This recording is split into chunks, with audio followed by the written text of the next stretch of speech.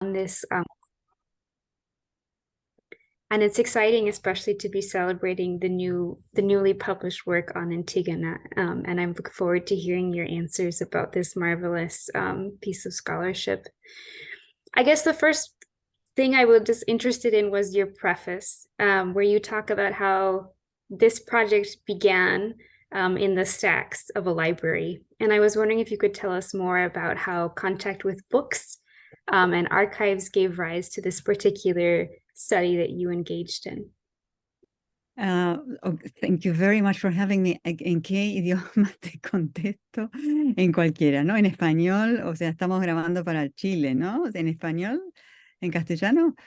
Estamos grabando para muchos lugares porque los miembros de Hespérides son de verdad de más de 30 muchas países, así es partes. que, pero yo creo que hoy día tenemos más hispanoparlantes, así que... ¿Y tú, Erika, en qué idioma prefieres que conteste?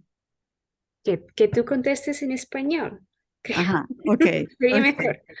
Ok, bueno, muchísimas gracias por esta invitación tan maravillosa y muchísimas gracias por el trabajo que ustedes hacen con Hespérides, porque realmente no lo conocía.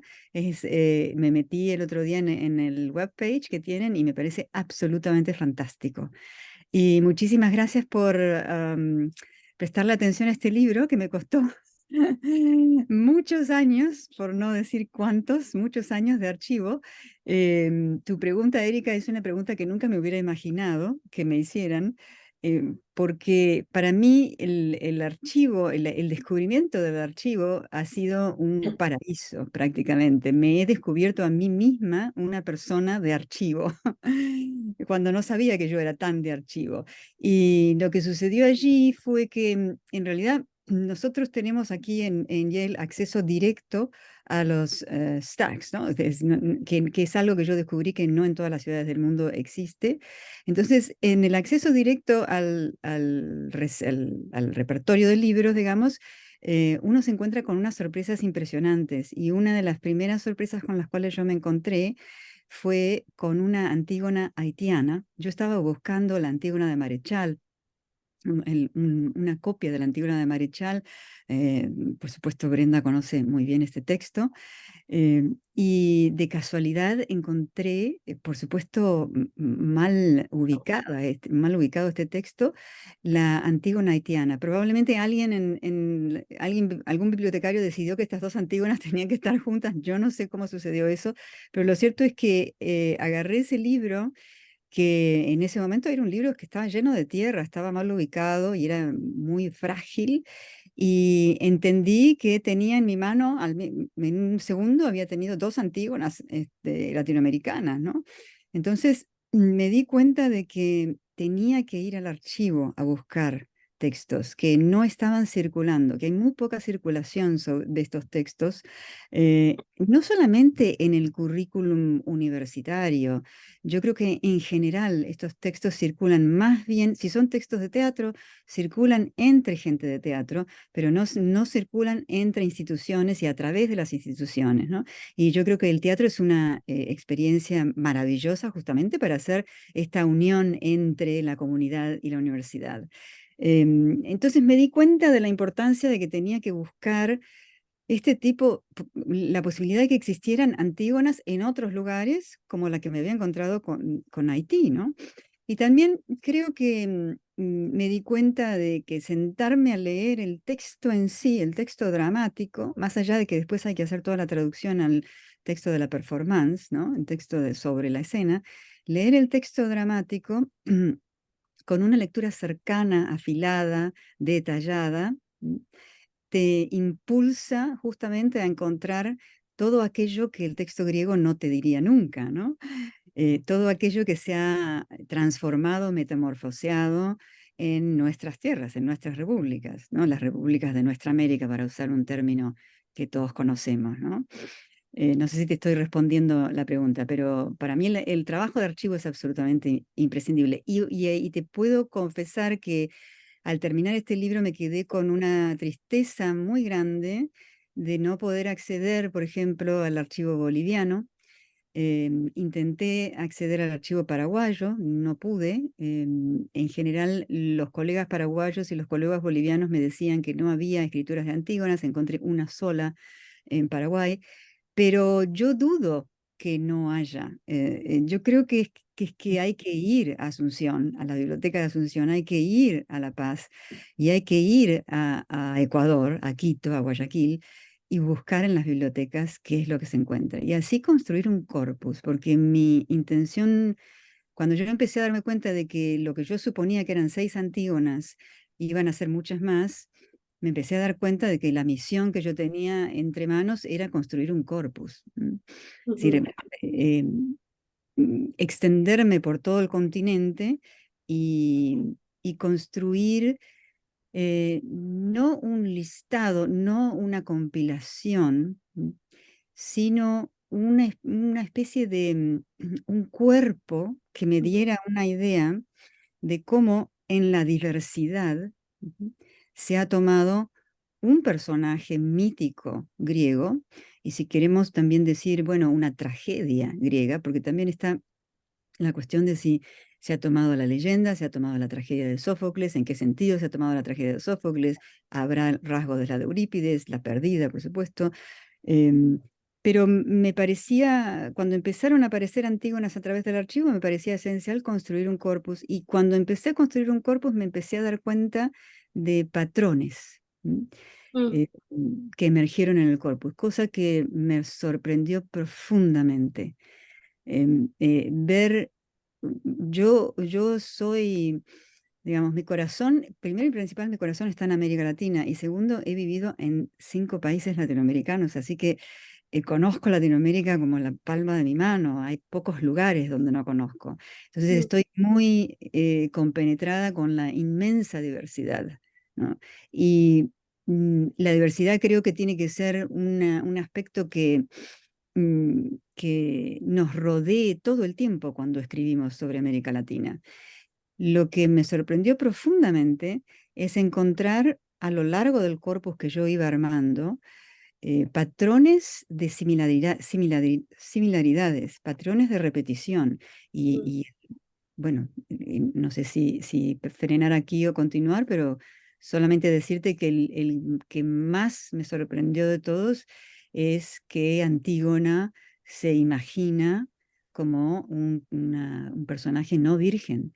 Es decir, es una madre, es una esposa, es una novia, es alguien que va a ser novia, es alguien que va a reproducir el futuro, es alguien que es un personaje que está pensado en función del futuro y no en función de justamente frenar el linaje, que es lo que hace la Antígona griega, ¿no? Cortar el linaje, enterrar, finalmente irse con ese linaje. No sé si te contesté. Bueno, vos podés Oh, yeah. interrumpirme, por favor, interrúmpanme, porque... Okay.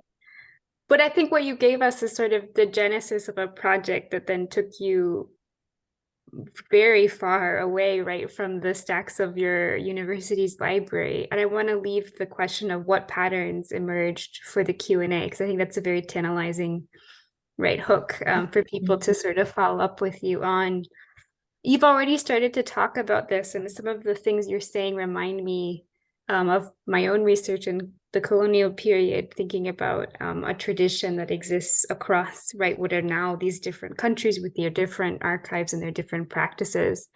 And I was wondering, from your perspective, what were some of the challenges of a project this large? And then also, what were some of the opportunities that they created, sort of unexpected surprises that you didn't realize were going to come when you opened up your first Antigone play? Well, what a question. The challenges, apart from the fact that the humanities are under attack, the challenges, I think, are the means, the resources that you can master to be able to immerse yourself in the context where you need to go. You really need to be in the place, interview the people, talk to those that participated. And if they are not alive, I'm going to turn on the light because this is getting very dark here in New Haven. Did I start to speak in English all of a sudden? Yes, I'm very sorry for the switching. Bueno, voy al castellano. Para mí el gran desafío siempre fue el financiamiento de los viajes hacia los lugares, porque para mí era muy importante encontrar la gente que había participado, ya sea parte de la audiencia, ya sea los escritores, los teatreros, las actrices, los actores, los lugares en donde se puso en escena tal o cual Antígona y sobre todo los archivos, ¿no? Y para eso hay que tener financiamiento, hay que estar en el lugar, hay que pasar tiempo y hay dos grandes desafíos, yo creo, en América Latina. Uno es viajar desde donde vos y yo vivimos, Erika, ¿no? Es decir, viajar desde el norte al sur, que es absolutamente imprescindible por algo que quisiera decir más tarde. Y el otro es el estado del archivo en sí. El estado del archivo latinoamericano, probablemente vos lo sepas, en la mayoría de los casos es lamentable. Yo tengo anécdotas que podrían salir de un libro de Gabriel García Márquez, realmente. Por ejemplo, voy a contar una que a Brendan le va a sonar conocida. Cuando llegué a Buenos Aires en búsqueda yo lo que quería buscar era la recepción de 1951, de mayo de 1951 de Antígona Vélez en los periódicos peronistas, más que nada en Democracia. Democracia era el título de un periódico donde Perón escribía con un seudónimo. Y fui al INET, el Instituto Nacional de Estudios de Teatro, que probablemente Brenda conoce, que está en el subsuelo del Teatro Cervantes. El Teatro Cervantes está en pleno centro de Buenos Aires. Es un teatro muy tradicional, muy conocido, muy clave para la cultura de teatro de Buenos Aires. Y allí se puso en escena por primera vez, se estrenó la obra de Antígona Vélez. Cuando llegué al INET, que Brenda, tú lo sabrás, hay que bajar las escaleritas, ¿no?, del Teatro Cervantes y entrar en el subsuelo. Me atiende una maravillosa persona, porque a todas las bibliotecarias que me atendieron, la verdad que tengo que hacerle 50.000 regalos, porque realmente el trabajo de estas personas es impresionante. Y entonces ella me dice, mira, tengo dos lugares para mostrarte. Por un lado tengo esta estantería en donde vas a tener algunas cositas que se refieren a 1951, lo que estás buscando, y veo, bueno, es un estante bastante pobre, y me dice, bueno, pero te voy a abrir una puerta y vas a ver lo que tengo para mostrarte, y si tenés ganas de sentarte y buscar, busca. Y me abre una puerta en donde había cajas, cajas, cajas y cajas de material que nunca se había catalogado y para el cual ella no tenía tiempo de catalogar. Entonces yo me encontré realmente en una escena de Crónica de una muerte anunciada, ¿no? O sea, de Gabriel García Márquez. ¿Qué hago? Me siento y me pongo a abrir cajas o me voy? ¿No? Por supuesto, yo no tenía el tiempo de abrir esas cajas. ¿Quién sabe qué se hubiera encontrado allí? Em, Esto me ha pasado en cuanto a archivo se te ocurra, con la gran excepción, quisiera mencionar, porque realmente la ayuda que recibí fue maravillosa, quisiera mencionar el archivo brasilero, que fue una gran excepción, está muy organizado, tanto el del Río como el de Sao Paulo, muy organizado, con una atención maravillosa, digitalizadas muchas cosas, y me fue bastante fácil encontrar material sobre las dos Antígonas brasileras que tengo en el libro, que es Pedreira das Almas y As Confrarías de Jorge Andrade. Pero después el acceso al archivo latinoamericano es muy complicado. Entonces tenés esos dos desafíos. Ahora, cuando vos me decís oportunidades, ¿no? Creo que las conexiones de solidaridad que se arman en estos viajes de búsqueda son maravillosas y duran toda la vida. Uno conoce gente apasionada por el material, por cuidar el material, por transmitir material. Por ejemplo, en Buenos Aires, en Argentores, conocí una maravillosa bibliotecaria que decidió que ella iba a conseguir el texto de una Medea que estaba perdida, ¿no?, porque tengo un artículo sobre Medeas en la Argentina, y contactó a la familia del escritor y fuimos juntas a buscar el manuscrito, ¿no? Todas esas conexiones de solidaridad son maravillosas. Y bueno, después la posibilidad de encontrar material absolutamente impensado, ¿no? Yo en la búsqueda de las Antígonas encontré eh, en Argentina 25 Medeas en la búsqueda de buscando Antígonas, ¿no? Y así con otro material. Y tengo Ifigenias, tengo, bueno, un montón de material que será para cualquier estudiante graduado que esté escuchando, que vaya a escuchar este video. Tienen el material armado, yo no me puedo poner a escribir esos libros ahora, o cualquier profesora o profesor que recién empieza, ¿no?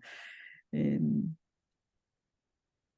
I think that's a great way to sort of spin the possibilities of one project leading to a sort of network of different possibilities and different types of research that needs to be done. Um, I wanted to return to something that you mentioned, I think an anecdote from Mexico that came up in the preface or in the introduction about a question about the ideological uses of the classics in Latin America. And you said it made me rethink the project entirely. I was wondering if you could tell us a little bit about that, and now that you finished, where you find your Antigona sitting within that story of these ideological uses. Yeah, I think you're referring probably to my, bueno, de nuevo, me sale en inglés, ¿sí, no?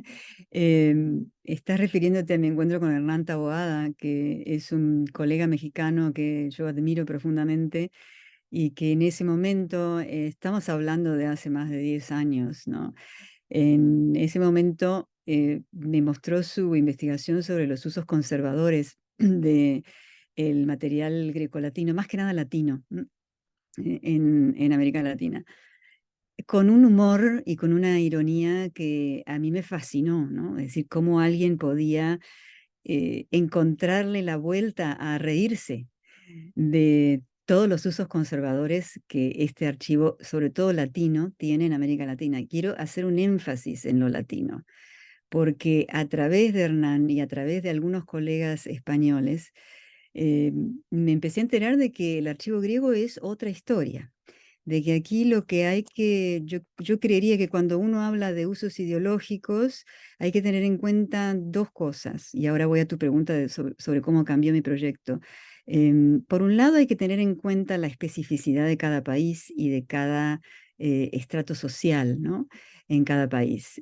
Por otro lado, hay que tener en cuenta la especificidad de lo latino versus la especificidad de lo griego. Yo no creo, ya dejé de creer a raíz justamente de esto, dejé de creer de que se puede hablar de la circulación del material greco-latino, greco-latino. Creo que hay que hablar de la circulación del material griego y la circulación del material latino, sobre todo por la asociación del latín con la Iglesia Católica en nuestro caso, ¿no? Y creo que Brenda, tal vez podríamos hablar de esto.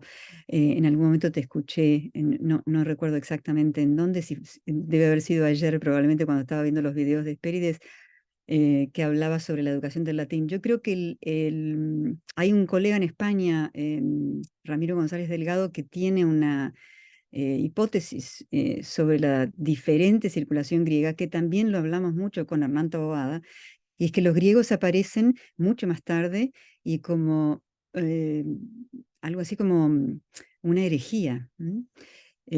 Son herederos, digamos, de una tradición de resistencia ante lo latino. Lo latino representa mucho más el establecimiento conservador de la colonia, etcétera, etcétera.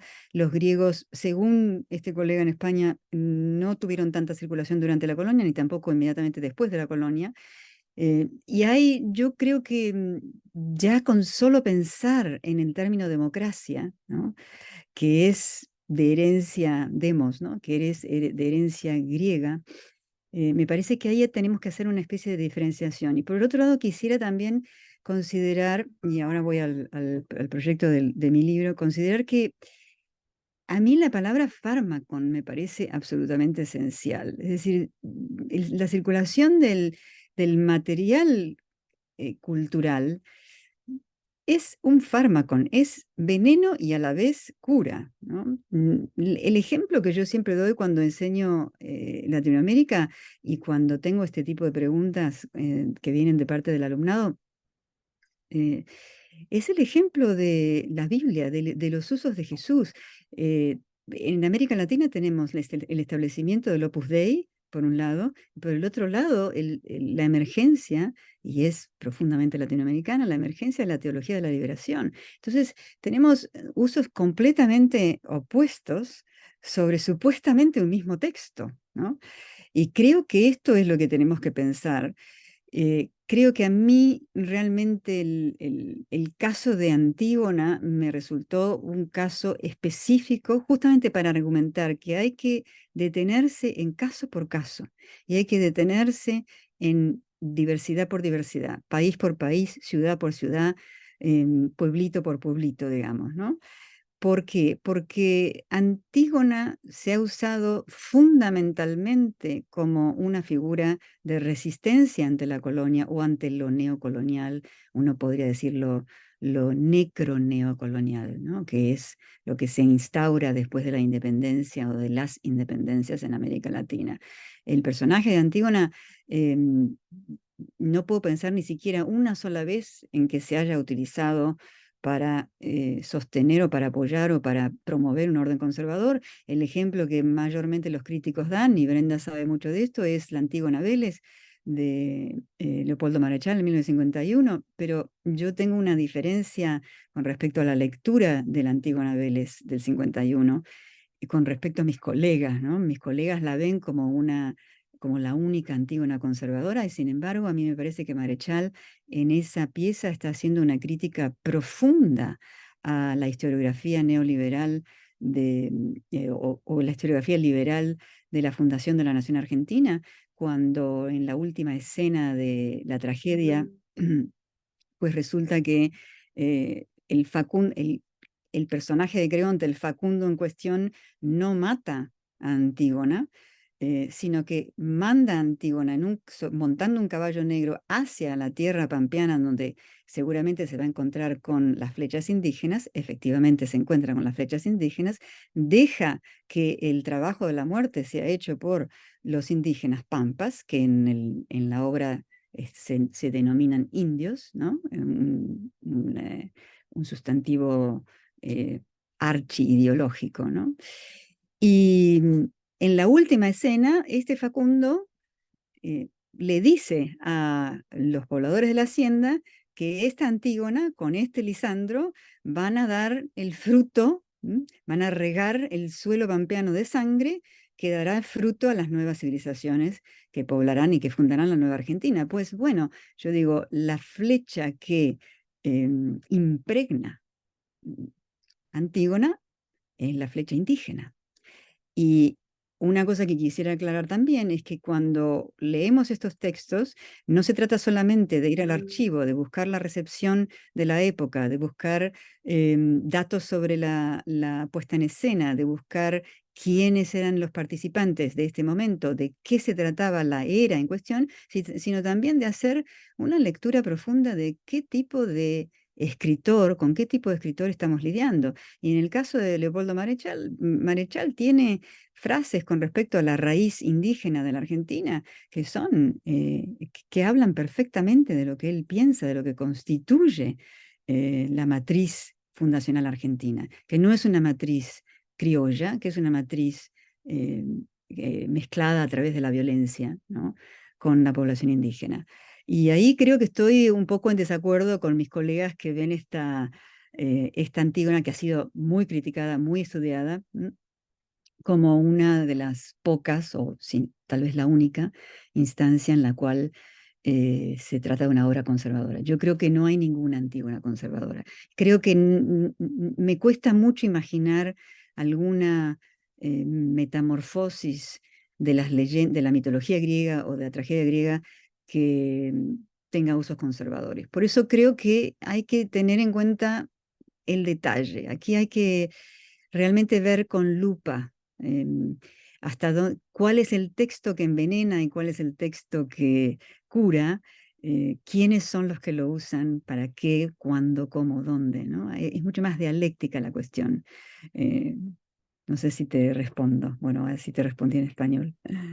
No, absolutely. I think you're articulating also, and your book also articulates one of the frustrations, I think, with working, for example, with Latin, and realizing that you have extremely conservative viewpoints that are being expressed, and the impulse in the scholarship to find emancipatory readings that simply it's not that they're not there, because I think we can get into the questions of how important authorial intent is, but I think it goes contrary to the entire structures, right, that produce literature that you're so wonderfully pulling out. And I really encourage the introduction of Moira's book is really great for anyone who's trying to think through about how to do this thing or this form of study of classical reception that was so profoundly formed by the Anglophone world and by the ways that they think about empire, right? And then how this doesn't really translate so well into other contexts. So I think that's a huge service that this book has already done, at least for me. I want to, maybe I'll shorten my questions now. I'll ask you one more and then we'll open it up for everybody.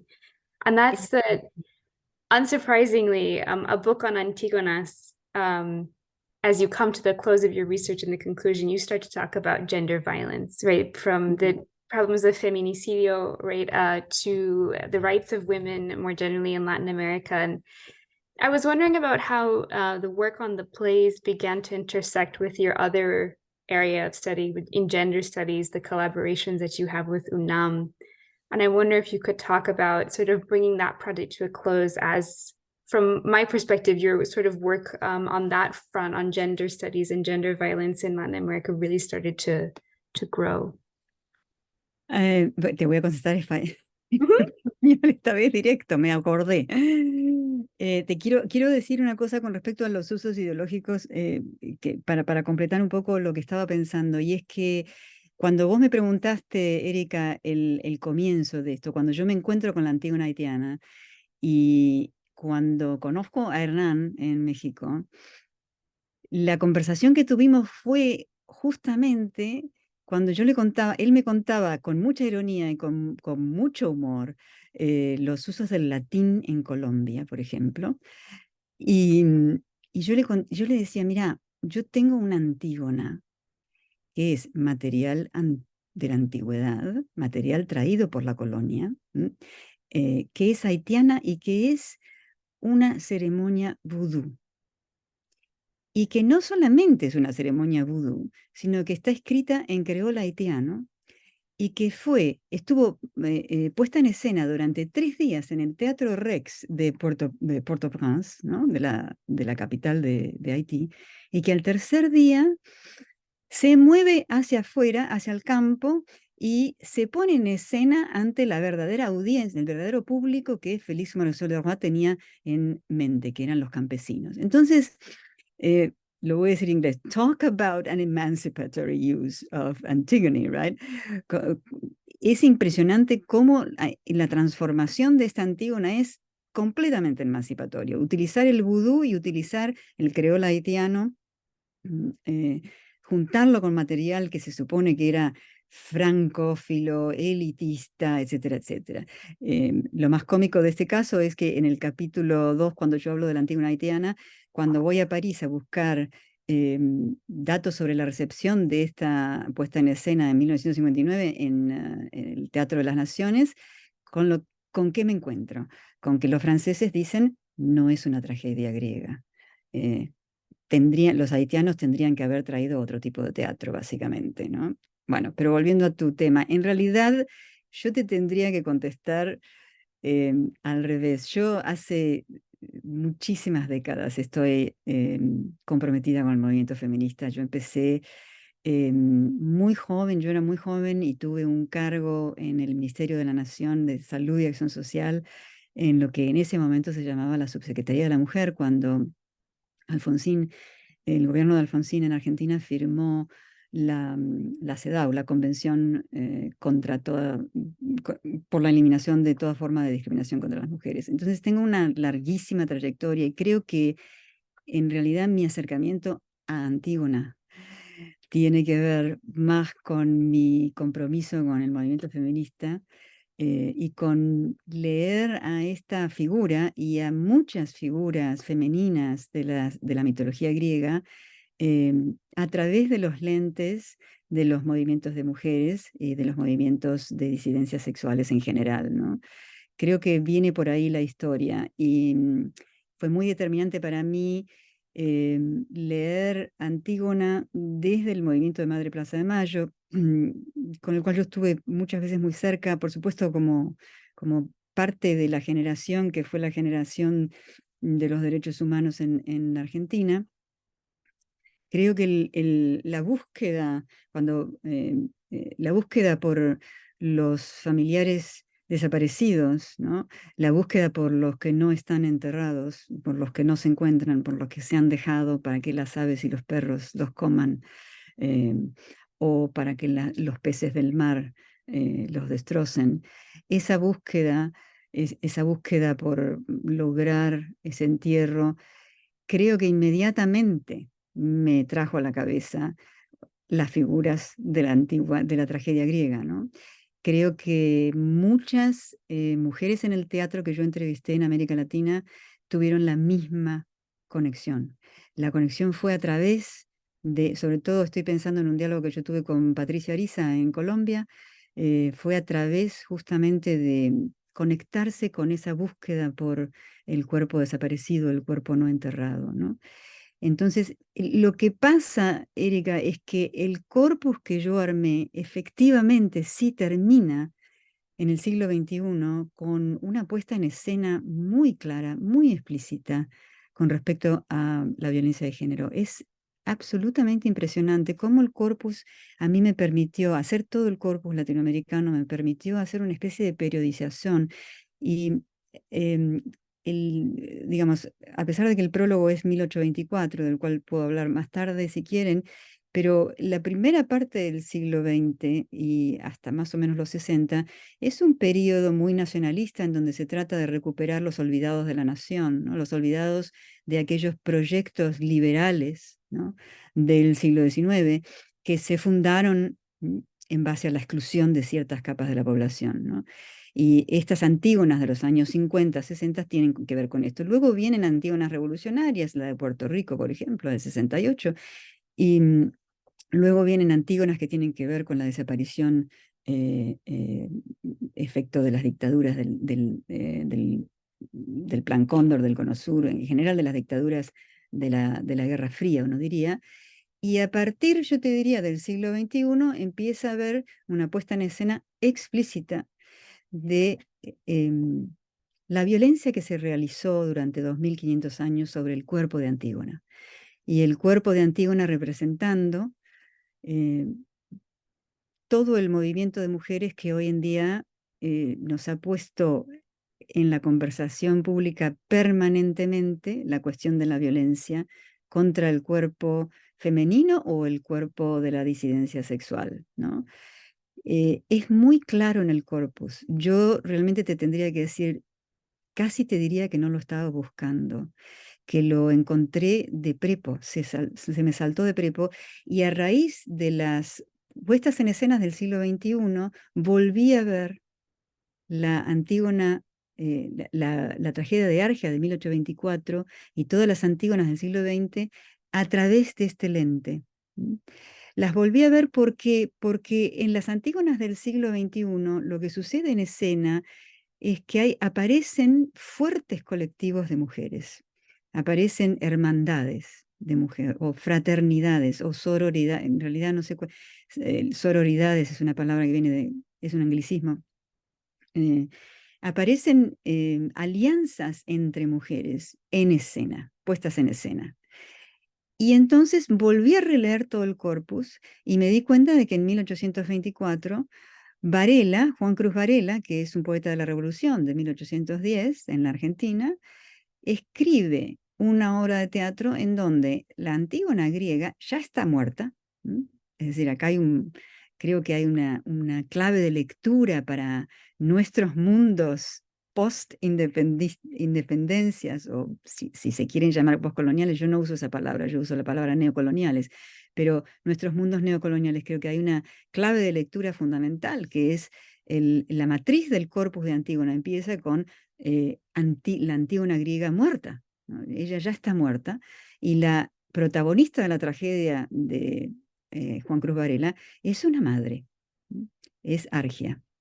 Es la esposa de Polínices y la madre del hijo. Y al creonte en cuestión, que es un tirano español, como condice con la época, lo que le importa no es el cuerpo de Polinices, sino que le importa el hijo de Argia. Y el creonte en cuestión lo que hace es decirle a Argia, aquí está tu querido esposo, no tengo ningún problema en entregarte el cuerpo de tu esposo, sí quiero, lo que sí quiero es tu hijo. Y lo secuestra, ¿no? Entonces estamos hablando... Esta Antígona, ¿por qué quiero decir esto? Por dos cosas, ¿no? Por un lado, por lo que significa leer un corpus, ¿no? Poder armar un corpus continental y ver ciertos patrones que nos hablan de discursos sobre la feminidad, sobre la maternidad y sobre la política neocolonial, ¿no? Y por otro lado, volver a leer a Varela en función de lo siguiente. Hay una línea en esa tragedia en donde Argia dice, quiero conocer a Antígona, la mujer que intentó enterrar a mi esposo. Entonces, ya desde el vamos, gracias al siglo XXI, yo pude volver a releer el corpus y decir, bueno, había una especie de inclinación hacia la, la coalición entre mujeres, o la amistad, o el apoyo, la solidaridad entre mujeres, ya en 1824, ¿no? Que son líneas que por supuesto pasan desapercibidas, o han pasado desapercibidas. En realidad mucho ha pasado desapercibido de esa tragedia de Varela, que se había leído, se ha leído como una tragedia europea, imitativa, es decir, se ha leído colonialmente, ¿no? Cuando nadie, por ejemplo, considera que el drama central ahí es la pérdida de un hijo, ¿no?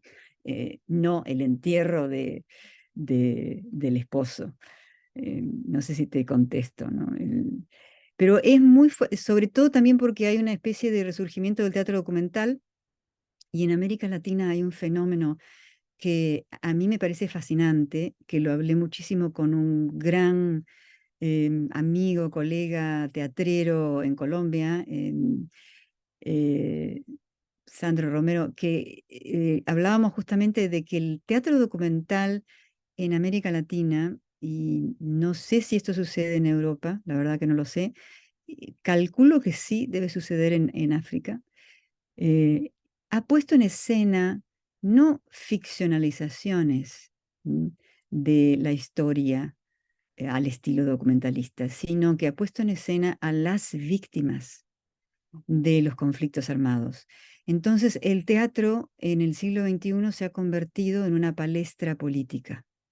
Es decir, en el caso colombiano y en el caso uruguayo, por ejemplo, las sobrevivientes de los conflictos armados, en el caso uruguayo de la dictadura, en el caso colombiano, por supuesto, del conflicto armado em, que lleva 7 décadas, ya casi 7 décadas, eh, las propias víctimas que están entrenadas para actuar en escena utilizan ese palco como un palco de denuncia política. Es decir, las autoridades judiciales no las han escuchado organismos de derechos humanos, pero han encontrado en el teatro y en grupos de teatro que son, nuevamente, ¿no? Cómo se utiliza el material clásico como una narrativa emancipatoria. ¿Qué más emancipatorio poner en escena a mujeres víctimas que han perdido sus hijos, que han sido considerados los famosos casos de falsos positivos en Colombia, eh, darles un escenario y que acompañen a una actriz que hace de Antígona y ellas cuenten su historia sobre sus hijos o sus maridos no enterrados? Para mí eso es una metamorfosis de la forma inclusive impresionante, ¿no? Well, thank you, Moira, for answering my questions and for putting up with language switching and code switching between so many thoughts and so many different plays. I think I'd like to leave it now for everyone to ask questions. You must have many, so I'll kind of open it up. You can unmute yourself and ask Moira. Just go one at a time, please. Y avísenme en qué idioma contesto.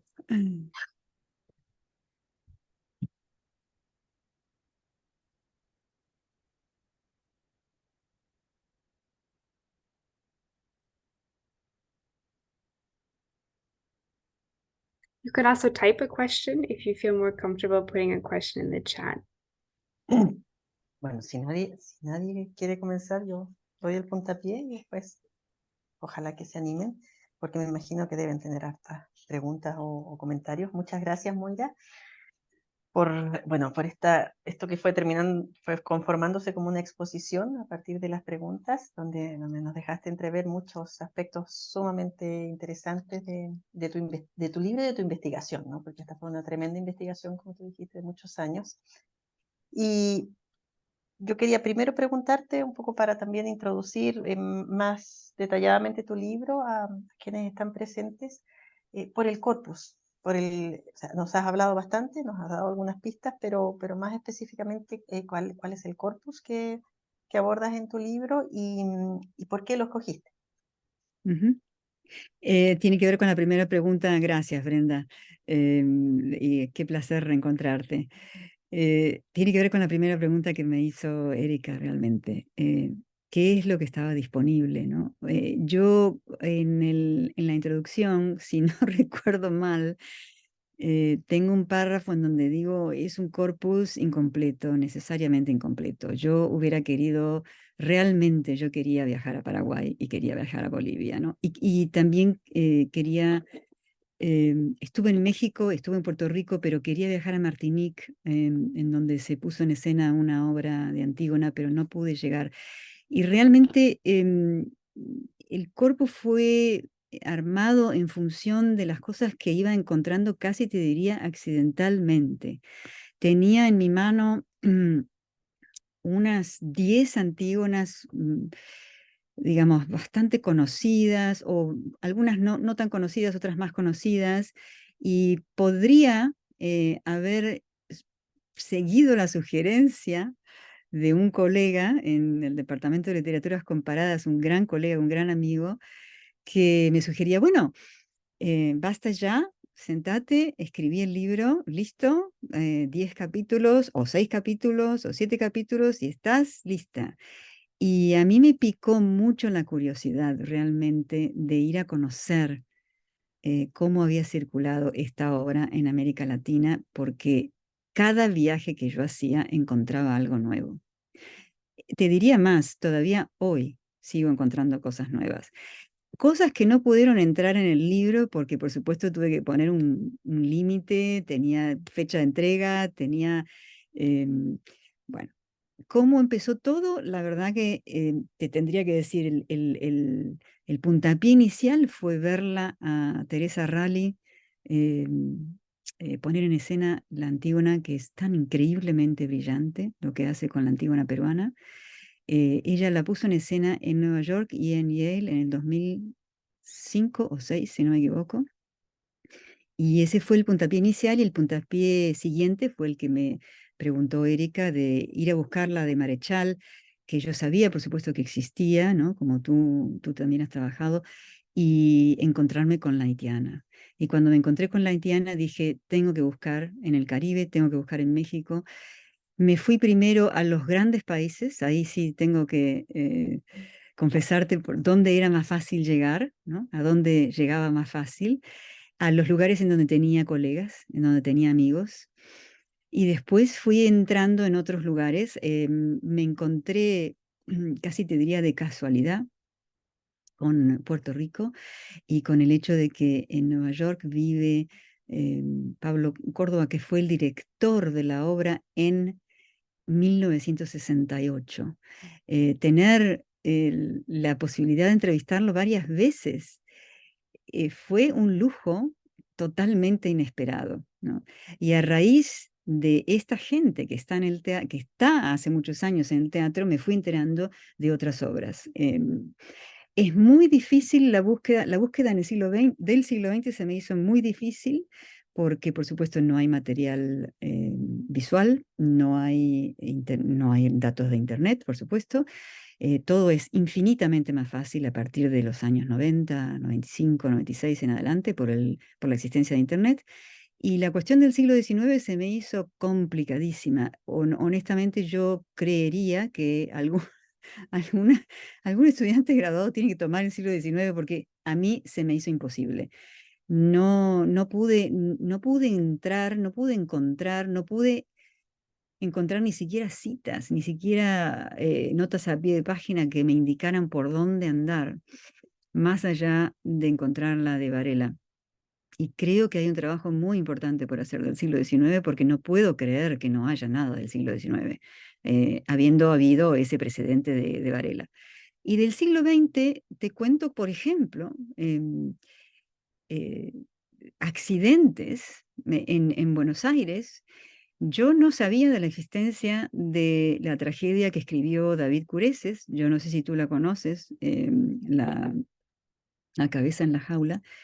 eh, y tuve que apelar a la ayuda de una gran amiga, una gran colega, Natalie Yankelevich, que estaba en Buenos Aires y que se ofreció para ir fuera de Buenos Aires en un taxi a entrevistar a quien tenía el archivo de Cureses. El archivo de Cureses no está en la biblioteca. Ese es otro problema del archivo. Los archivos son privados, ¿no? Porque mucha gente no quiere donar o no quiere mandar su biblioteca a las bibliotecas nacionales que no van a cuidar o que, digamos, en general tienen fama de no cuidar demasiado el patrimonio cultural, nuestro patrimonio cultural, ¿no? A pesar de que hay lugares en donde se hace mejor que en otros lados, pero hay otros que no. Entonces, encontrarme con el archivo de David Cureses, por ejemplo, yo te diría fue un accidente. Esa tragedia tal vez no hubiera entrado en el corpus. O sea, realmente es el trabajo del archivo y es el trabajo de lo que cierta cantidad de años me permitieron. Y ojalá cada vez que doy una charla sobre el libro, me han invitado en Europa, en Estados Unidos, cada vez digo lo mismo.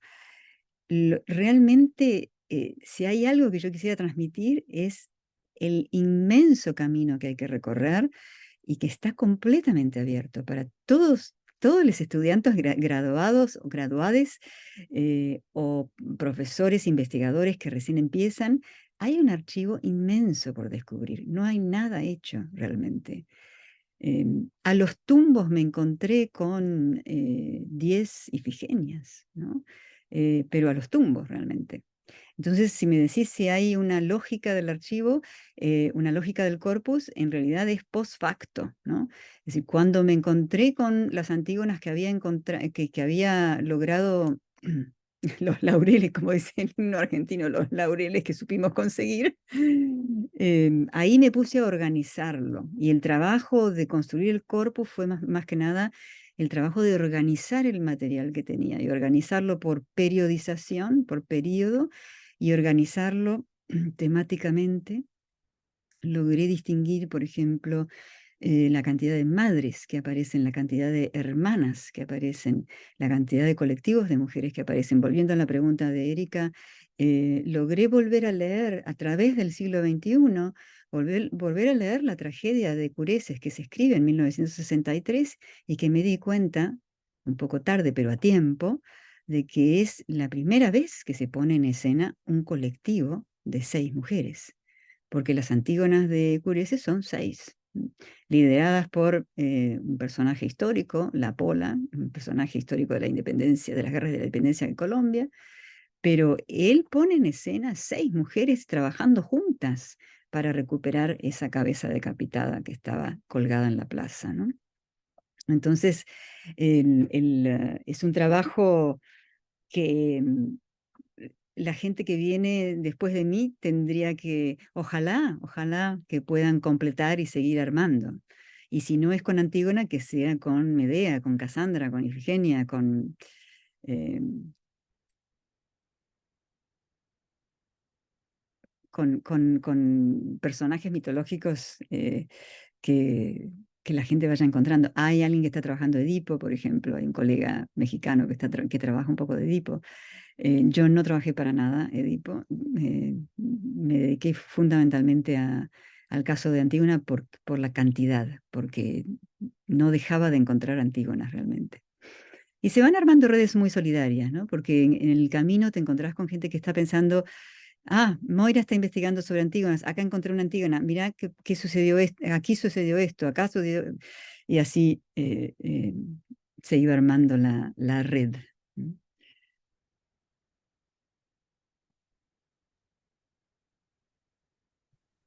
If no one else has a question, I have another one, Moira.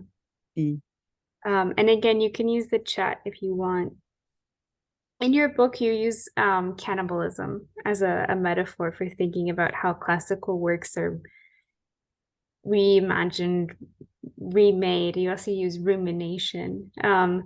If, for people who aren't aware, right, of the Brazilian, right, the way that cannibalism works in that particular movement in Brazil, I was wondering if you could talk more about it and what drew you to rumination and cannibalism as this metaphor for thinking about how the Antígonas are made. Sabes, Erika, que es una pregunta que me hacen todos los clasicistas. Para los latinoamericanistas, la metáfora del canibalismo es absolutamente esencial. Es una de las grandes metáforas para pensar cómo durante 200 años, sí, ya 200 años de post-independencia, las repúblicas latinoamericanas han lidiado con el legado colonial, ¿no? Me parecía una entrada, como la llegada de ese material griego es una llegada marcada profundamente por el colonialismo que nos toca, ¿no? Creí que la metáfora de la recepción no me alcanzaba. La metáfora que se utiliza en el mundo anglo, ¿no? Que establece una especie de conexión, digamos, de apertura hacia el texto griego, ¿no? De recepción hacia el texto griego, por más que esa recepción sea activa y se piense en el receptor, y se piense en el receptor como relector, etcétera, etcétera, sigue siendo para mí una metáfora de apertura hacia el texto, en este caso el texto griego. Y no me parecía que lo que yo estaba encontrando tuviera que ver con la recepción, sino más bien con el desmembramiento. Creo, y ahí fue cuando la metáfora del canibalismo me surgió como parte de lo que yo hago en mi tarea cotidiana de enseñar América Latina, ¿no? El manifiesto antropófago de 1928 de Oswald de Andrade en portugués en Sao Paulo, en la Semana Moderna de Sao Paulo, es un manifiesto absolutamente clave para pensar cómo nuestras culturas son, si se quiere, sistemas digestivos que ingestan para hacer, como algunas veces digo, muy argentina, ¿no? Que ingestan con 4 estómagos como las vacas y van digiriendo en diferentes estómagos, en diferentes partes de ese legado europeo, ya sea la tragedia de Antígona o ya sea cualquier legado europeo, ¿no? Entonces ahí hay un primer momento de desmembrar con los dientes, de destruir el texto y de volver a armarlo y de absorber del texto aquello que sirve a la circunstancia política y al momento en el cual ese texto se está ingiriendo, ¿no?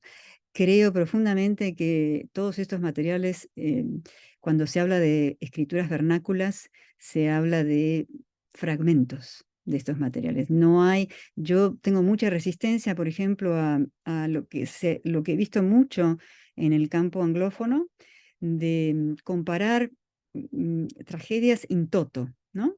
Es decir, la tragedia de Antígona o cualquier tragedia de la que estemos hablando, o cualquier obra de la que estemos hablando, buscar en el texto neocolonial todos aquellos elementos que aparecían y también la forma que aparecía en la antigüedad. Y creo que lo que tenemos que entender es que lo que se ha hecho con el legado europeo en América Latina es una selección, desmembramiento, separación del material que sirve a ciertas circunstancias y, nuevamente, como decíamos antes, los usos ideológicos y para ciertos propósitos específicos para cierto tipo de audiencias y para cierto tipo de intelectuales y de artistas, etcétera, etcétera, ¿no? Yo por eso digo clasicismo estratégico, ¿no? Es decir, el uso de los clasicismos siempre es estratégico. Y a mí me parece que hay que trabajar mucho con los fragmentos porque, te cuento una anécdota de la semana pasada, presenté una parte de mi libro en una conferencia absolutamente maravillosa que realmente amé el lugar y la conferencia en Randolph College en Virginia, que se llama The Greek Play. Y la primera pregunta que me hicieron es generalmente la primera pregunta que me hacen los clasicistas. Yo hablé sobre Antígona y me preguntaron dónde está Creonte. Y entonces mi respuesta es, ¿por qué yo tengo que siempre buscar a Creonte? ¿No? ¿Tiene que haber necesariamente en escena un Creonte? No podemos hablar del fragmento de Antígona, de este personaje que tal vez ni siquiera viene de la tragedia de Sófocles, sino de la leyenda, ¿no? De la mitología griega, ¿no? Que era, creo que en algún momento lo digo, no sé si en la introducción del libro, ya no recuerdo, era lo que hacía Sófocles también con su mitología griega, ¿no? La canibalizaba a su estilo, porque él es el que inventa la muerte de Antígona, después de todo. Entonces, creo que hay que entender la circulación de estos materiales de otra manera, que no es la de la recepción. Y ahí, bueno, es una larga discusión con la gente que trabaja en el campo anglófono, ¿no? También creo que tiene que ver con la especificidad del tipo de colonia y del tipo de neocolonia que se arma en América Latina, que es muy distinta. Realmente yo creo que las diferencias son abismales con respecto a la colonia británica, ¿no? Y el sistema que los británicos imponen.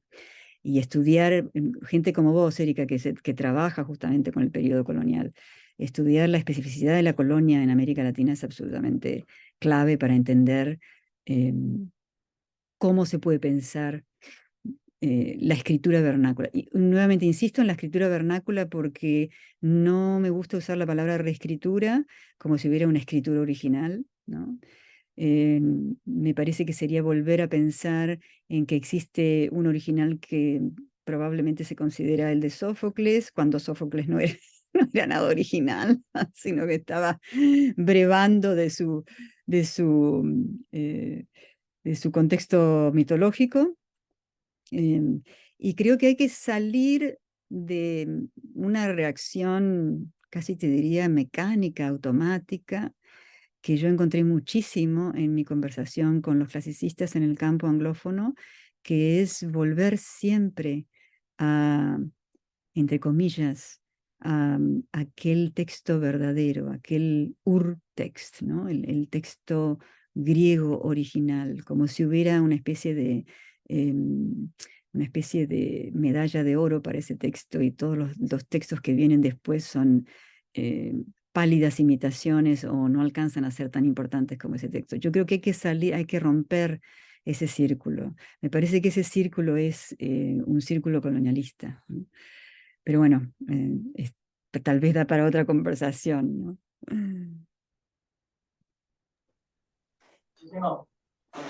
Tengo una pregunta a propósito de lo que estaba conversando sobre la figura de Creonte, ¿cierto?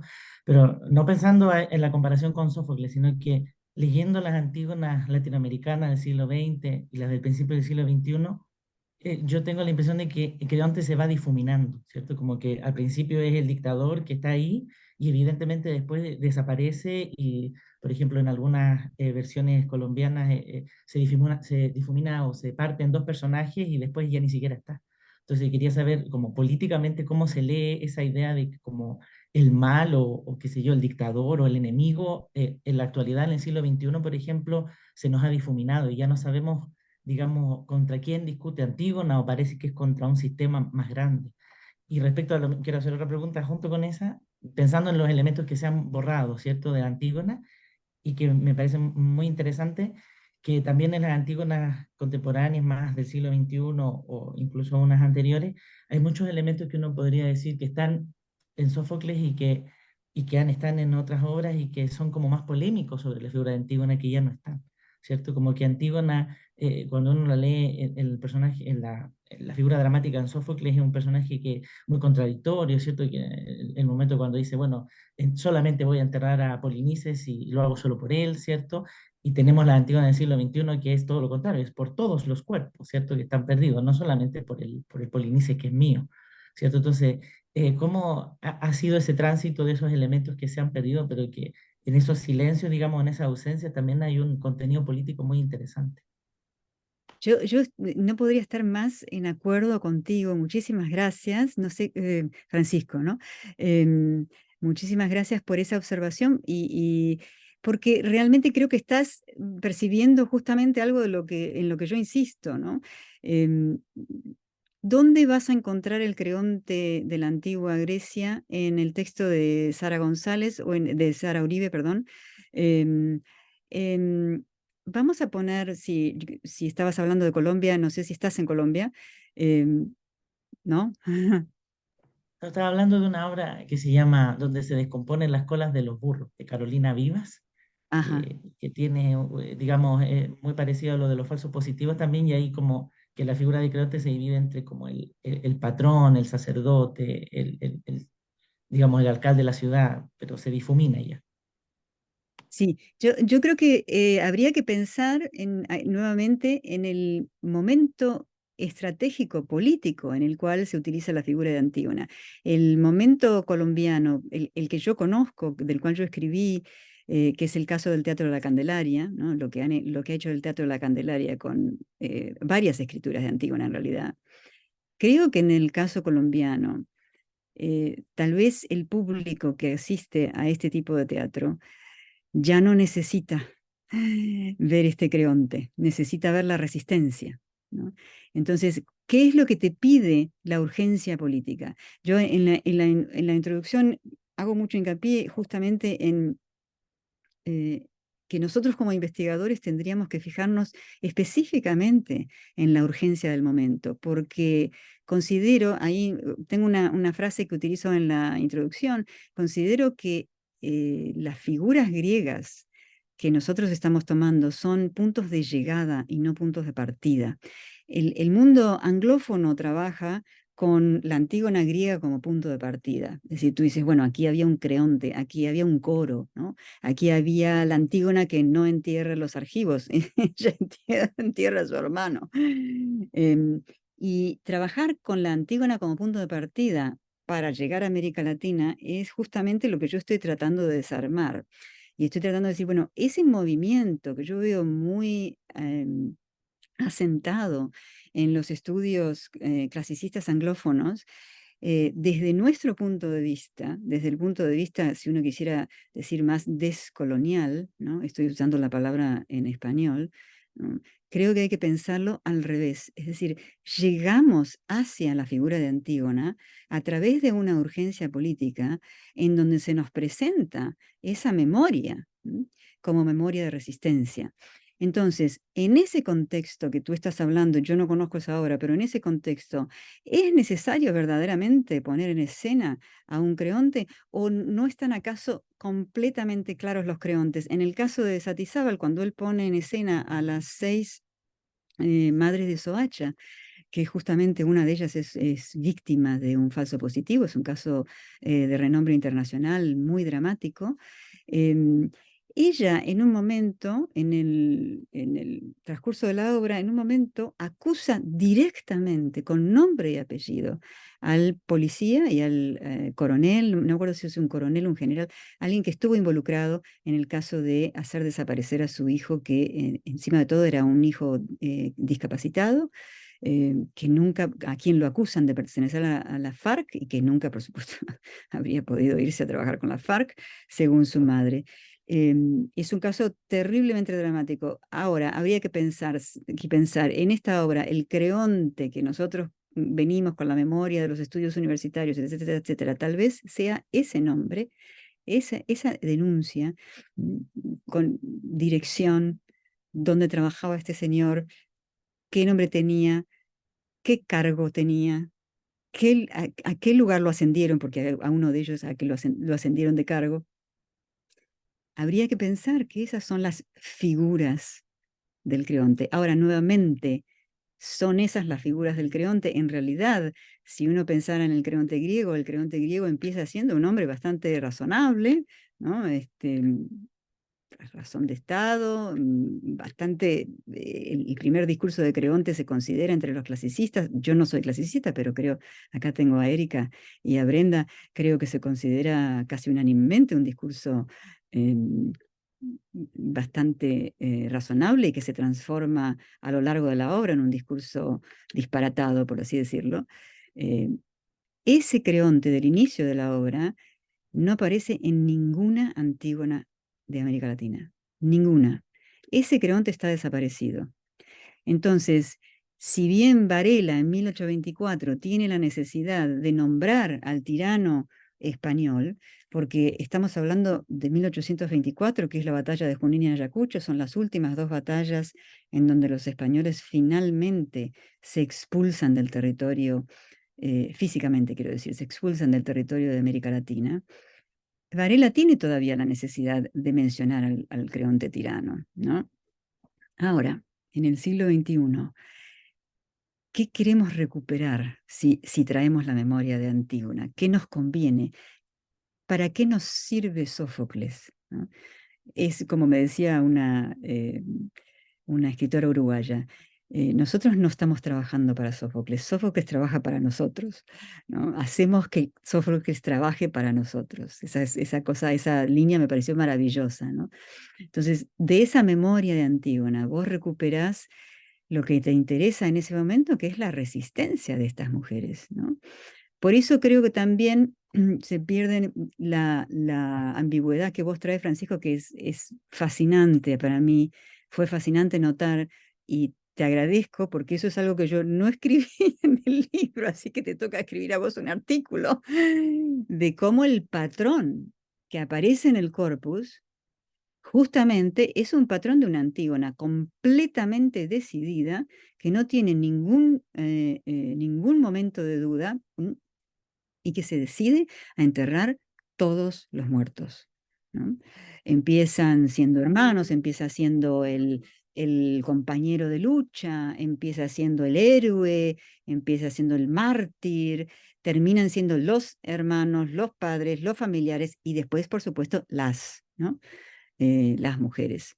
El, me saltó, no sé si te contesté, Francisco. Creo que hay que pensar, nosotros tenemos que pensar en la coyuntura política. Y nuevamente creo que es una parte de nuestra tarea de investigadores, sobre todo si estamos escribiendo para un público anglo.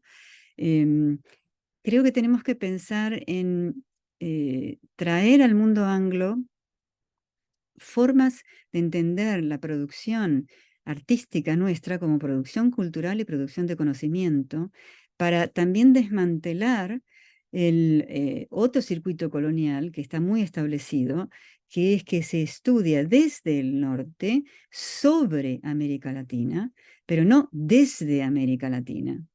Se estudian las obras como ejemplos de teorías que surgen en el norte, ¿no?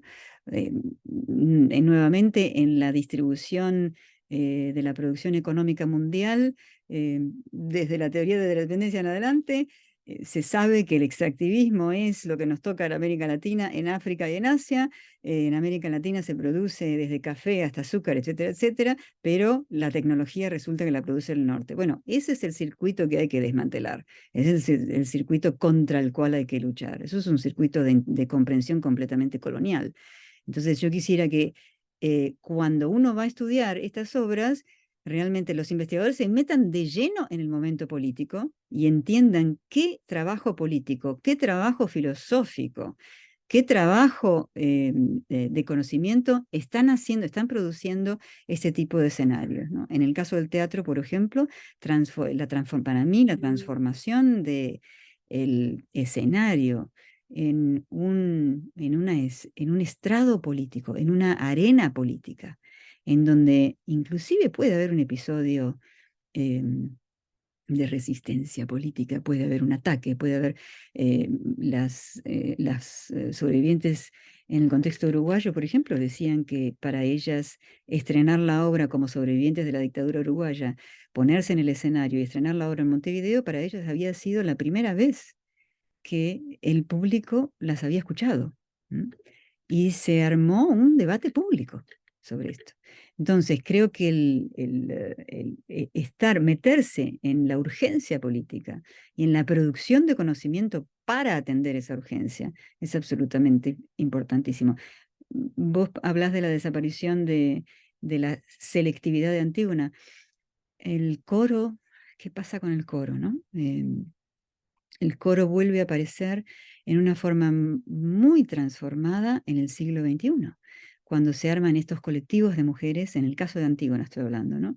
Cuando se arman estos colectivos de mujeres, ahí tenés la aparición de lo que podría parecerse un coro. Ahora, es el coro y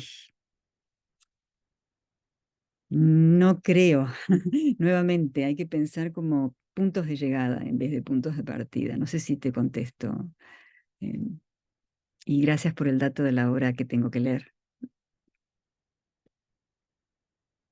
Creo que hay una pregunta en el chat, Brenda, pero no. Sí, dice Antonia, disculpe si ya lo han preguntado y me estoy repitiendo, pero continuando con la misma línea, ¿qué pasa entonces con la figura de Polinices?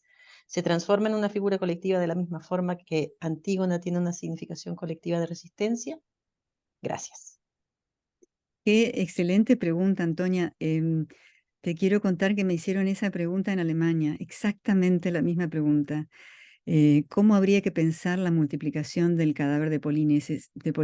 Y te cuento que en realidad, yo al principio, justamente volviendo a la pregunta de Brenda, que es cómo leer el corpus, ¿no? Cómo armar y organizar el corpus, yo al principio pensé que la primera transformación o multiplicación del cadáver de Polinices sucedía en las tragedias que se escriben en los años 80 y 90 en función de la respuesta ante las dictaduras del Cono Sur, ¿no? Que tematizan más que nada la maternidad política, es decir, movimientos de mujeres en donde se socializa la maternidad y en donde aparecen Antígonas que hablan de muchos cadáveres. Por supuesto, la de Griselda Gámbaro, ¿no? Antígona Furiosa, ella pisa muchos cadáveres.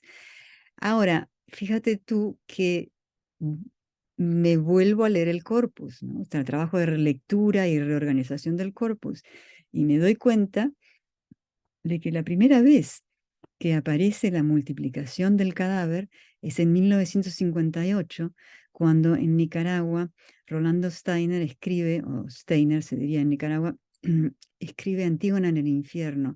Y Antígona en el infierno es una Antígona que recibe un mensaje de alguien, y esta persona le dice, vas a encontrar el cadáver de tu hermano en este lugar.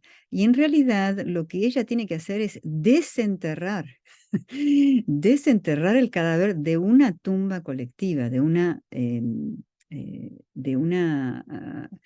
colección de huesos, digamos, ¿no? Donde los cadáveres son NN. Entonces, yo ahí me tuve que replantear en un interludio que yo tenía en la primera versión de este libro, porque este libro en realidad eran 700 páginas y, bueno, por cuestiones de la editorial tuve que reducirlo. Tenía un interludio en donde yo pensaba la multiplicación del cadáver en los años 80. Después tuve que volver a reescribir ese interludio y decir, bueno, en realidad, como la frase que me acuerdo que escribí, fíjate que uno no tiene memoria de lo que uno escribe, ¿no? Pero me viene esta frase a la cabeza, en realidad cosas raras empiezan a pasar con el cadáver ya en 1958. En 1958 empieza la idea de que Antígona tiene que buscar y de que hay muchos cadáveres. En esa obra en particular, Antígona trata de enterrar a su hermano, pero la aparición del NN, de la tumba sin nombre, ¿no? O de la no tumba, ya está allí, en el 58. Creo que el fenómeno que tal vez te va a interesar más es la multiplicación del cadáver en femenino, porque si bien existe la multiplicación del cadáver en masculino en los años 80-90, a partir de una maravillosa obra. Yo acabo de traducir 7 obras al inglés, que espero que salgan publicadas el año que viene. Una de las obras que traduje es la obra de Perla de la Rosa, que se llama Las voces que incendian el desierto, en donde Polinice es una mujer, es la hermana, no es el hermano. Es una obra que sucede en la ciudad de Juárez, que es una ciudad fronteriza entre México y Estados Unidos. Es una ciudad que tiene una, digamos, tiene la reputación de haberse convertido en la ciudad en donde se descubren lo que llamamos hoy en día feminicidios, actos terroríficos de violencia. En realidad los feminicidios existen desde hace mucho tiempo en todo México, pero como bien sabemos hoy en día, la lucha contra el feminicidio se ha extendido por toda América Latina y existe desde que yo estoy comprometida con el movimiento feminista, existen, así que es algo de lo que hablamos ahora con otro lenguaje, pero ha existido siempre. Y la obra de Perla de la Rosa, para mí, es muy interesante porque pone en escena no solamente un colectivo de mujeres, son 3 pares de hermanas y un par son Ismena y Antígona, sino que pone en escena también que son mujeres las que no están enterradas.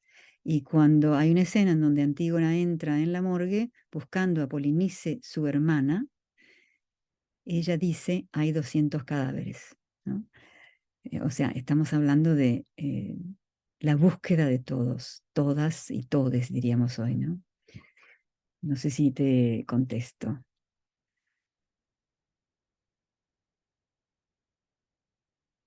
Sí, me quedó bastante claro. Muchas gracias.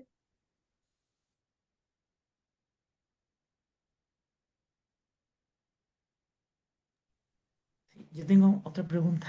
si no. Dale, Francisco. ¿Dónde estás? ¿En qué Yo ciudad? estoy en En Chile, en Chile. Santiago. Sí. Ajá.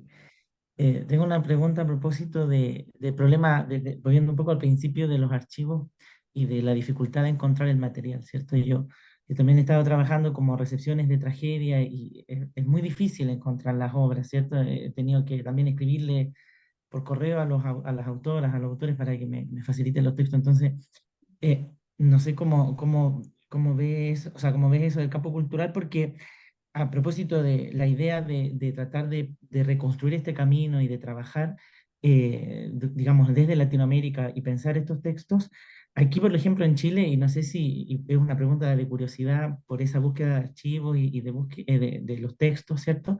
Y con los autores más contemporáneos tenemos como una dificultad y es que tenemos la idea de que el texto dramático es menos importante, ¿cierto? Y que lo más importante pasa en la escena, ¿cierto? Un En la poco escena. muy influenciado, claro, aquí por la teoría ya un poquito, pero del teatro postdramático, ¿cierto? Del Lehmann, entonces esta idea como que el texto no, o sea, tenemos de hecho autores, a mi juicio, grandes dramaturgos chilenos que se niegan de plano a publicar los libros, lo cual es muy difícil porque además, cuando uno lee, me he encontrado con recepciones de la tragedia o recepciones de obras que tengo 3 versiones y las 3 son diferentes.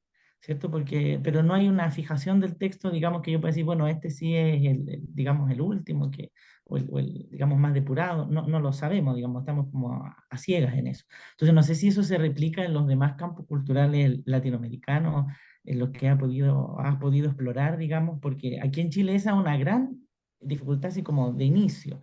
Y es que los textos no se publican bastante pocos libros de teatro y de drama en general por autores contemporáneos. Eh, yo creo que es por una cuestión en todo caso comercial, sí, pero también por una postura de que el texto en realidad es una parte más de los elementos, digamos, semióticos de la puesta en escena y por lo tanto como que tienen como esa idea de que como críticos o académicos, qué sé yo, no se queden solamente con el texto, sino con todo lo demás que pasa. Entonces, ahí hay una disputa y una cosa muy dificultosa, ¿cierto? Para poder trabajar, eh, digamos, estudiando estas obras. No sé si eso se replica en otras partes. Mira, yo comparto lo que te pasó. Yo tuve que escribir personalmente a mucha gente. Es más, tuve que ir a la casa de un escritor que escribió una medida que no quería publicarla. Em, Creo que compartimos en el campo de los estudios de teatro esta tensión, vamos a decirle así, entre trabajar con el texto o trabajar con el texto traducido a la escena o trabajar solamente con la escena, ¿no? Em, en el caso de mi libro te diría que en algunos, yo te diría que antes de los 90, casi te diría que encontrar datos sobre la puesta en escena eh, fue un acto de acrobacia absoluto, ¿no? Realmente fue muy difícil, excepto tal vez leyendo las críticas, las reseñas que se hacían en periódicos, ¿no? Tener datos de la performance, las fotos de la época o entrevistar actrices y actores que todavía viven, ¿no? O sea que si estás trabajando con textos del siglo XIX, con textos de principios del siglo XX, em, no tenés esa tensión entre lo que nos piden los que hacen estudios de escena y lo que nos piden los que hacen estudios de teatros, del texto dramático. Yo soy una convencida de que hay que hacer siempre las dos cosas, si fuera posible, ¿no?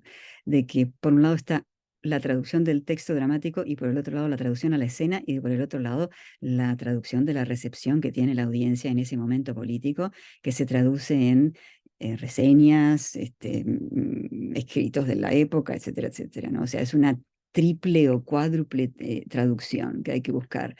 Y así se construye como un tejido cultural sobre el trabajo cultural que hacen estos textos. Ahora, vos me preguntás si esto se repite en otros campos culturales, y yo no sé si te estás refiriendo, yo no sé si te estás refiriendo a que yo trabajo en cine, porque el problema que tenemos con el archivo del cine es profundísimo. Es muy dramático también. Bueno, tendría que usar otra palabra. Es muy grave. Es muy grave también. No tenemos acceso a la restauración de películas, no están en los archivos, están destruidas, están rayadas. Hay que buscar en archivos privados. Es realmente un trabajo extra, ¿no? Entonces yo creo que el problema del archivo latinoamericano es compartido en muchas disciplinas que llamaríamos culturales, ¿no? Eh, y nuevamente en el cine se produce algo muy similar a lo que vos estás proponiendo ahora, que es que hay gente, ahora en este momento, hay una tensión entre, sobre todo en el tipo de cine que yo trabajo, de los años 60, 70, hay una tensión entre grupos de colegas que trabajan la producción y grupos de colegas que trabajan la pantalla, es decir, exactamente lo que aparece, la película ya hecha, ¿no? Entonces hay quienes sostienen que lo que hay que realmente recuperar es el trabajo de producción y sobre todo en función de que había siempre muchas mujeres en el trabajo de producción, cuyo trabajo, por supuesto, se convierte en invisible a medida que vamos avanzando hacia analizar el texto de la película, ¿no? Entonces existen esas tensiones, yo creo que en muchos campos. No sé si tanto en el campo del estudio de la novela o en el estudio de la poesía, tal vez hay alguna tensión con respecto a quién traduce, quién edita, quién publica, ¿no? Pero sí, comparto profundamente. Es más, volviendo a la pregunta de Brenda, ¿cómo construir el corpus? Yo me quedé con muchísima gente que no me contestó.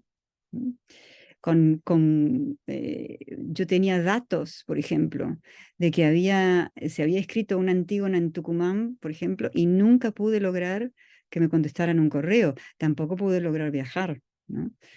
Nuevamente, era cuestión de ir a verla, puesta en escena, era cuestión de que no se quería publicar el texto. En el siglo XXI pasa mucho que no se quiere publicar el texto. Los textos aparecen fugazmente en la internet y luego desaparecen, ¿no?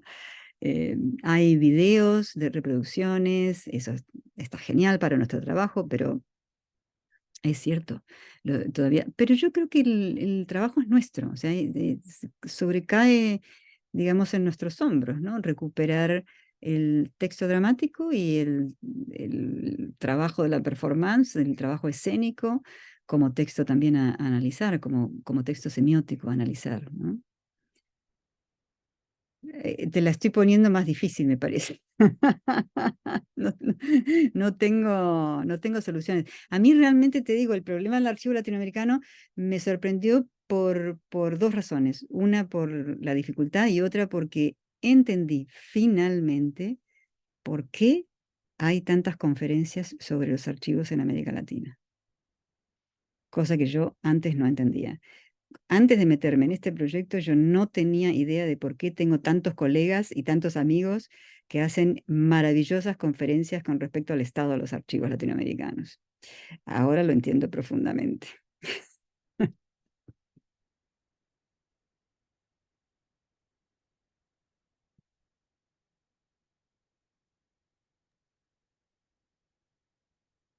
Erika, tú eres la moderadora, pero me temo que estamos en la hora de terminar. Entonces, I think we're past the limit for Moira, who's been so patient with us, but No, so don't worry about me. knowledgeable.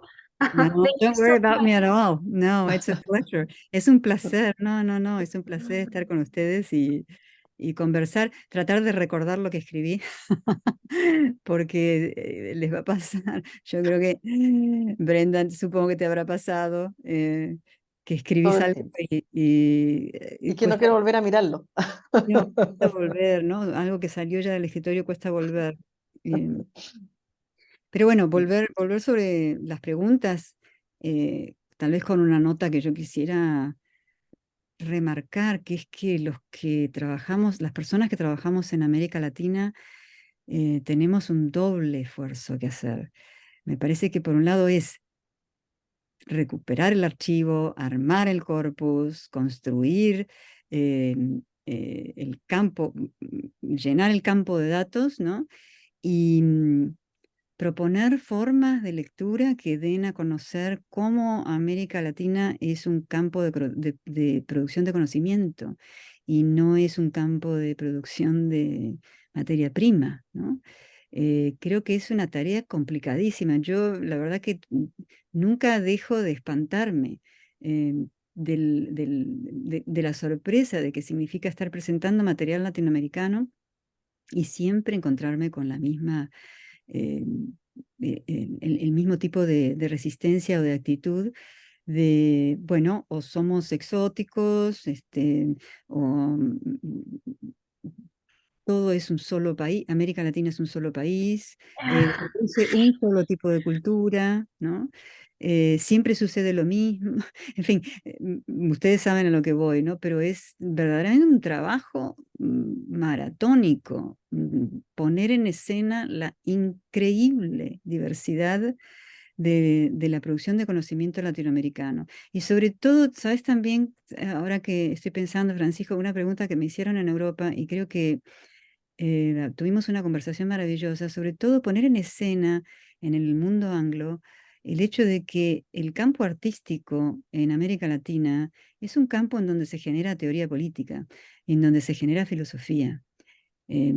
Nosotros tenemos nuestra articulación entre el arte y la política es tan increíblemente íntima que en la expresión artística se generan, podemos encontrar teorías sobre lo que es la neocolonia, sobre lo que son las historiografías liberales de la nación, y etcétera, etcétera, ¿no?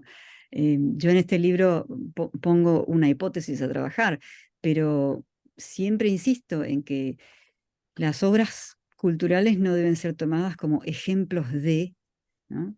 Para agregar en una lista de algún concepto que se arma en otro lugar, ¿no? Creo que tenemos que hacer un trabajo muy fuerte y sobre todo también de hacer circular el material, nuevamente volviendo a tu incapacidad de conseguir los textos, ¿no? No te puedo explicar lo que es la dificultad de hacer circular el material latinoamericano trabajando en el mundo anglo. Es muy difícil, hay muy pocas traducciones. siempre se tiende a enseñar lo mismo por la falta de traducciones. Y porque falta gente que realmente tenga la capacidad lingüística y la capacidad cultural de hacer una inmersión en el momento de producción de un texto o de un evento cultural y traer todo ese pedazo de América Latina junto con el texto, no solamente el texto, sino todo el contexto que forma parte del texto latinoamericano. Es un trabajo realmente, yo creo que es acrobacia. Yo no sé, Erika, si tú sientes esa... I was thinking about how sometimes the intimate details of the Jesuit college in Mexico City is more familiar to me than with my own life. Do you know the kind of the rereading of the curriculum and of the notes and the letters and the yeah, I think it's you have to be very flexible, but I think there's also a kind of peculiar joy that I always feel whenever I'm for me in a research library, in an archive, a national collection or a private one. There's just something The discovery. The discovery. Yeah, just there's something really beautiful about trying to understand another time in its own terms, and a different set of people who have very different agendas, and sort of trying to hear them is just an interesting experiment, I think. But anyway, that's something that you do so well in each of the chapters on all of these wonderful examples that you've brought in this book. So I really hope that everyone has a chance to see it or to hear Moira speak more about her work. Thank you so much for being generous with your time and with your wisdom and all of your stories. Thank you for this opportunity. This is fantastic. The work that you're doing is just fantastic. Bueno, voy a hablar en castellano. El trabajo que están haciendo ustedes dos, Brenda y Erika, en Hespérides es fabuloso. No lo conocía. Cuenten conmigo para lo que sea. Realmente es maravilloso. Me encanta. Aparte, volviendo, Francisco, a lo que decíamos, ¿no? Menos mal que tenemos la internet a nuestro favor ahora para trabajar con la difusión de este tipo de materiales, ¿no? Nos costará mucho llegar a 1950, pero vamos a hacer el esfuerzo y ahora tenemos la tecnología de la internet, que bueno, será fármaco, ¿no? Será veneno y cura al mismo tiempo, como los usos ideológicos de los griegos y los latinos. Muchas gracias, Moira. Quiero nombrar también a nuestras colegas que no están aquí del comité directivo y que también trabajan mucho en Hespérides, a Julia Hernández, Adriana Vázquez y María Silva, que no pudieron estar hoy día, pero no somos nosotras dos nomás. Hay que darle el crédito a ellas Gracias, muchísimas gracias. Y bueno, cualquier cosa, Francisco y los que nos están escuchando, lo veo a Alan, Ana, Cristian, Antonia, cualquier cosa, conéctense conmigo y les cuento, no sé, les doy consejos o les cuento cómo llegué a tal para contarte una pequeña anécdota para terminar, cómo llegué a descubrir una línea de la tragedia que puso en escena en 1968 Luis Rafael Sánchez con Pablo Cabrera, dije Pablo Córdoba antes, Pablo Cabrera.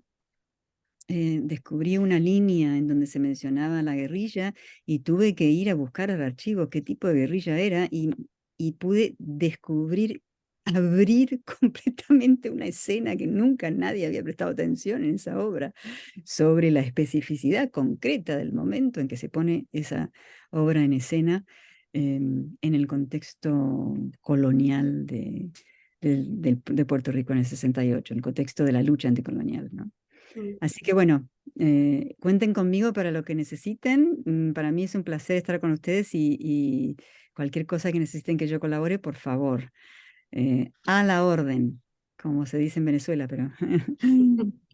Thank you so much. And we're always looking for more ideas of ways to connect people doing this kind of work. So you can send us an email to Hesperides or Absolutely. Thank you so much for the opportunity. Chao, muy buen viernes. Muchas gracias por asistir. Muchas Me encanta gracias. verte de nuevo, Brenda. Lo Chao, mismo, chao. Moira, un abrazo. Chao. Chao, Francisco, gracias. Chao, muchas gracias. Chao. Voy a escribirle. Sí, cómo no, cómo no. Bueno, no estamos ya. Yo sí. Could we